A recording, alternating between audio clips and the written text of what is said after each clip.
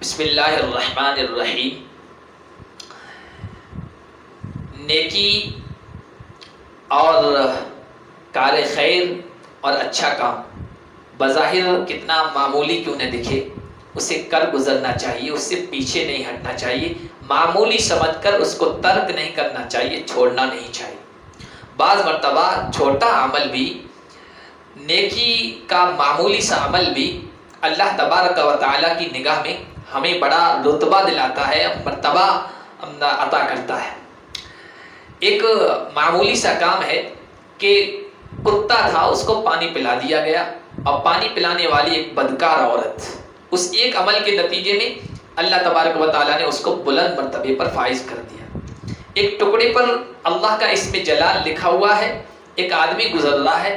اور اس نے عظمت اور احترام کرتے ہوئے اس ٹکڑے کو اٹھا لیا اور چوم لیا، اس کے نتیجے میں وہ مرتبہ ولایت پر یا زمرہ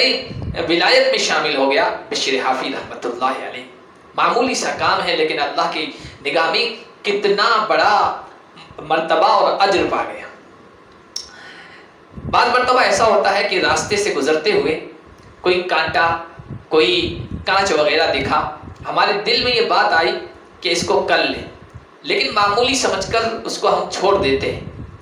دماغ میں شیطان کی طرف سے یہ بات ڈالی جاتی ہے کہ ایک کانٹا یا ایک کانچ ہٹا کر تم کون سی جنت کما لو گے، تمہارے گناہ کا بوجھ تو اتنا ہے کہ ایک کانٹا ہٹانے سے تمہارا کچھ فائدہ ہونے والا نہیں ہے، اور آپ اس معمولی نیکی کے کام کو چھوڑ دیتے ہیں، حالانکہ کر لینا چاہیے۔ بعض مرتبہ نیکی کا چھوٹا سا عمل ایسے جذبے، ایسے اخلاص، ایسی کیفیت کے ساتھ انجام پاتا ہے کہ اللہ کی نگاہ میں مقبول ٹھہرتا اور بیڑا پار ہو جاتا ہے۔ معمولی سا انجام پانے والا، اخلاص کے ساتھ انجام دیا جانے والا عمل اللہ کی نگاہ میں اتنا اہم ہوتا ہے کہ اللہ اس کے بدلے جنت کا فیصلہ کر دیتے ہیں۔ آپ جماعت میں شامل ہونے کے لیے مسجد آئے، 2-3 منٹ باقی تھے،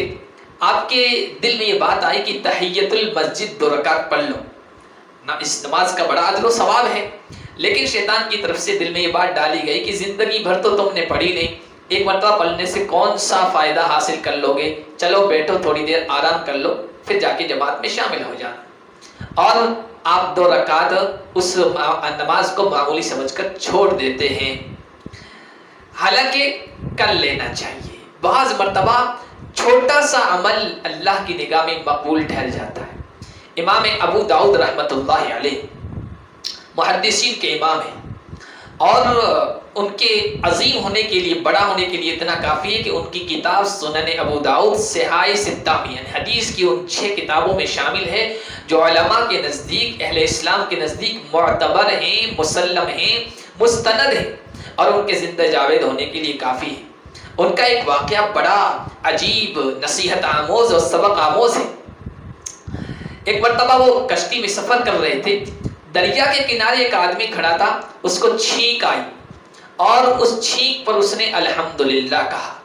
چھینکنے والا اپنی چھینک پر جب الحمدللہ کہے تو اس کے جواب میں یرحمک اللہ کہنا سنت ہے، اور ایک مسلمان بھائی کا حق بھی ہے۔ امام ابو داؤد رحمۃ اللہ علیہ کی کشتی آگے چلی گئی تھی، انہوں نے ایک دوسری چھوٹی کشتی 1 درہم کے عوض، 1 درہم کے بدلے کرائے پر لی، واپس کنارے پر آئے اس آدمی کے پاس اور اس کو یرحمک اللہ کہا، اللہ تم پر رحم فرمائے۔ اس آدمی نے اس جواب میں یہدیکم اللہ کہا، اللہ آپ کی رہنمائی فرمائے، اللہ آپ کو ہدایت دے، یہ کہہ کر، جواب دے کر، اور اس کا جواب پا کر، اس کی دعا پا کر امام ابو داؤد رحمۃ اللہ علیہ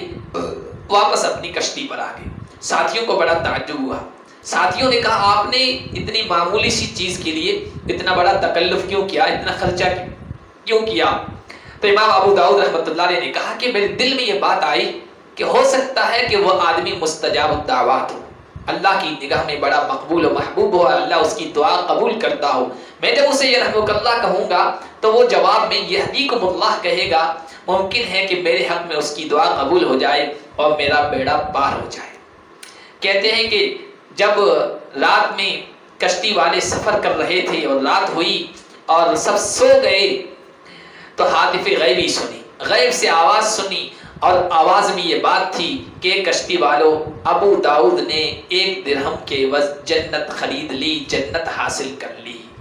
اس لیے کسی بھی کام کو معمولی نہ سمجھو، معمولی کاموں کو بھی انجام دو۔ کسی سے مسکراہٹ کے ساتھ مل لینا، کسی کو سلام کر دینا، کسی غمزدہ کے پاس بیٹھ کر دل خوش کر دینے والی بات کر لینا کہ اس کے دل سے بوجھ ہٹ جائے،